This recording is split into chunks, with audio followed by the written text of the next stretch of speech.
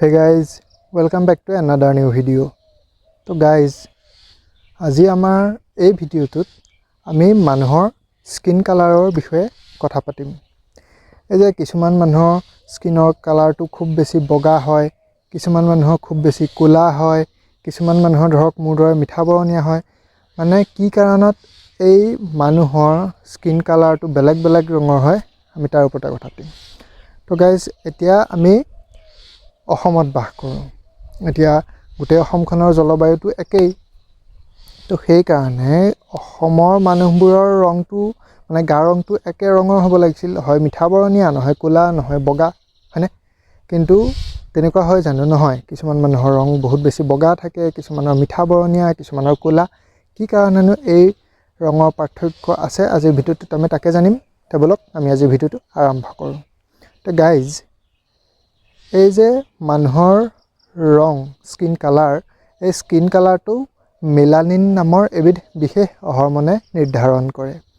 এতিয়া মেলানিননো কি? মেলানিন এবিধ প্ৰাকৃতিক পদাৰ্থ, যিটো মানুহৰ শৰীৰৰ লগতে জীৱ জন্তুৰ গাতো পোৱা যায়। মেলানিনে চুলি, চকু আৰু ছালৰ ৰং নিৰ্ধাৰণ কৰে। মানৱ শৰীৰৰ মেলানোচাইটছ নামৰ বিশেষ কোষবিধে এই মেলানিন নামৰ হৰম'নবিধৰ উৎপাদন কৰে। সকলো মানুহৰ শৰীৰতে মেলানোচাইট নামৰ কোষবিধ সমান পৰিমাণৰে থাকে। কিন্তু কিছুমান মানুহৰ শৰীৰে মেলানিন অধিক মাত্ৰাত উৎপাদন কৰে। যিসকল মানুহৰ শৰীৰত মেলানিনৰ উৎপাদন অধিক হয়, তেওঁলোকৰ চুলি, ছাল আৰু চকু দুটা গাঢ় ক'লা ৰঙৰ হয়। কিন্তু যিসকল মানুহৰ শৰীৰত মেলানিনৰ উৎপাদন কম হয়, তেওঁলোকৰ ছাল বগা হোৱাৰ লগতে চকু দুটাৰ ৰঙো ক'লাৰ সলনি অন্য ৰঙৰ হয়। এই ধৰক কিছুমান মানুহৰ চকুৰ ৰং যে পিতল বৰণীয়া হয়, বা সেই মানে এনেকুৱা মানুহ থাকে যিবোৰৰ চকুৰ ৰং পিতল বৰণীয়া, সেই মানুহবোৰ চাবচোন বগা ৰঙৰে হয়, স্কিন কালাৰটো সিহঁতৰ বগা ৰঙৰে হয়। এই ক'লা ৰঙৰ মানুহৰ বা এনেকুৱা মিঠা বৰণীয়া মানুহৰ চকুৰ ৰং কিন্তু সেই তেনেকুৱা পিতল চকুৱা নহয়।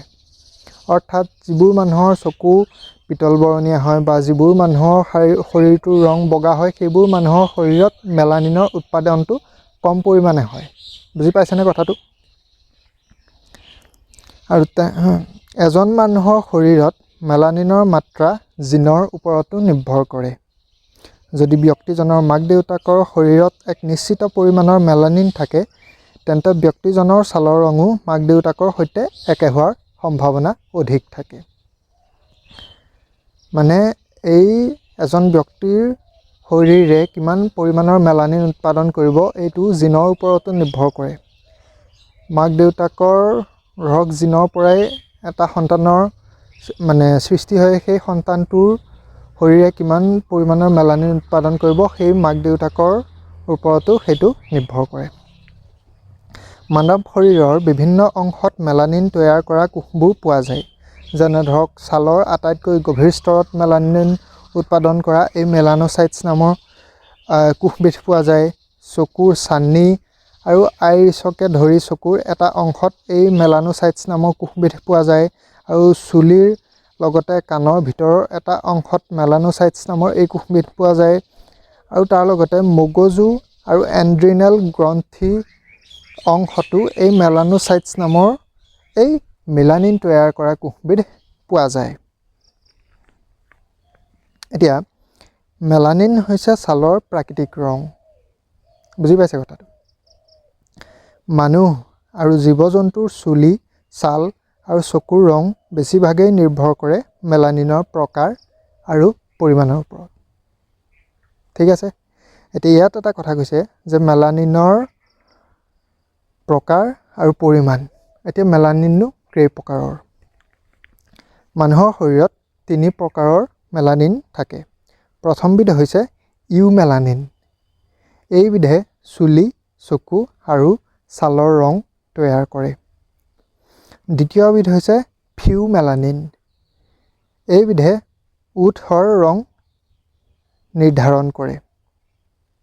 ওঠৰ ৰং বা শৰীৰৰ যিবোৰ গোলাপী অংশ সেই গোলপীয় অংশবোৰত এই ফিউমেলানিন নামৰ মেলানিনবিধে নিৰ্ধাৰণ কৰে। যেনে ধৰক আমাৰ যদি আমাৰ শৰীৰত মেলানিনৰ পৰিমাণটো অধিক হয় তেতিয়া আমাৰ শৰীৰৰ ওঠৰ ৰংটো অলপ ক'লা ৰঙৰ হ'ব। যদি মেলানিনৰ ৰংটো এই ফিউমেলানিনৰ উৎপাদন আমাৰ শৰীৰত কম হয় তেতিয়াহ'লে আমাৰ এই ওঠখনৰ ৰং গোলপীয়া হ'ব।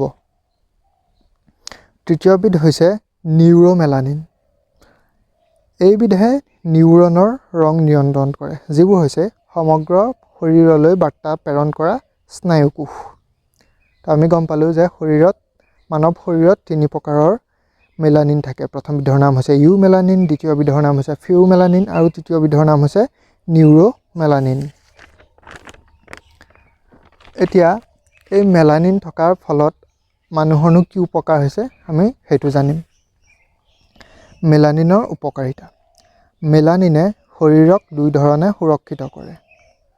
প্ৰথমটো ধৰণ হৈছে আল্ট্ৰাভায়লেট লাইটৰ পৰা, অৰ্থাৎ সূৰ্যৰ পৰা নিৰ্গত হোৱা অতি বেঙুনীয়া ৰশ্মিৰ পৰা ৰক্ষা কৰে। কি ধৰণেনো ৰক্ষা কৰে? তো গাইজ, মেলানিনে ছালক এই ক্ষতিকাৰক আল্ট্ৰাভায়লেট ৰশ্মিৰ পৰা ৰক্ষা কৰাত সহায় কৰে, য'ত UV, UVA, UVB আৰু UVC অন্তৰ্ভুক্ত। মেলানিনে ইয়াক শোষণ কৰি ছালৰ ওপৰৰ স্তৰত বিয়পাই দিয়ে। আৰু দ্বিতীয়টো হৈছে ৰিয়েক্টিভ অক্সিজেন স্পাইচিছ। এইবোৰ শৰীৰত প্ৰাকৃতিক কোষ প্ৰক্ৰিয়াৰ সময়ত নিৰ্মিত অণু। যেতিয়া ইহঁত জমা হয় তেতিয়া মানুহৰ আগতীয়াকৈ বয়স বৃদ্ধিৰ লক্ষণসমূহ দেখা যায়, মানসিক চাপ বৃদ্ধি পায়, ডায়েবেটিছ হয় আৰু কেঞ্চাৰ আদি ৰোগৰ সৃষ্টি কৰিব পাৰে। মেলানিনে এই অণুবোৰ আগতীয়াকৈ বিচাৰি উলিয়াই নষ্ট কৰি দিয়ে, যাতে এইবোৰে মানুহজনৰ শৰীৰত কোনো ধৰণৰ ক্ষতি বা কোনো ধৰণৰ প্ৰভাৱ পেলাব নোৱাৰে। কিন্তু এই মেলানিনে এজন মানুহৰ শৰীৰত উৎপাদন হোৱা প্ৰক্ৰিয়াটো খুব খৰতকীয়া নহয়, যাৰ ফলস্বৰূপে মেলানিনে এই আল্ট্ৰাভায়লেট ৰশ্মিৰ পৰা আমাৰ ছালখনক সম্পূৰ্ণৰূপে সুৰক্ষিত কৰি ৰাখিব নোৱাৰে। বুজি পাইছেনে কথাটো? মেলানিন আমাৰ শৰীৰত থাকিবই লাগিব, কিন্তু এই মেলানিন উৎপাদনৰ প্ৰক্ৰিয়াটো যথেষ্ট ফাষ্ট নহয়, খুব খৰতকীয়া নহয়, যাৰ ফলত মেলানিনে আমাৰ শৰীৰৰ স্কিনটোক সূৰ্যৰ ৰশ্মিৰ পৰা বা সূৰ্যৰ তাপ পোহৰৰ পৰা সম্পূৰ্ণ সুৰক্ষিত কৰিব নোৱাৰে। যাৰ ফলস্বৰূপে যদি আমি বহুত সময় ধৰি সূৰ্যৰ পোহৰত খাৰা হৈ থাকোঁ বা কিবা কাম কৰি থাকিবলগীয়া হয়, তেতিয়া আমাৰ ছালখন পুৰি যোৱা যেন অনুভৱ হয় বা ধৰক আমি ক'লা পৰি যাওঁ, এইবোৰ হ'ব পাৰে।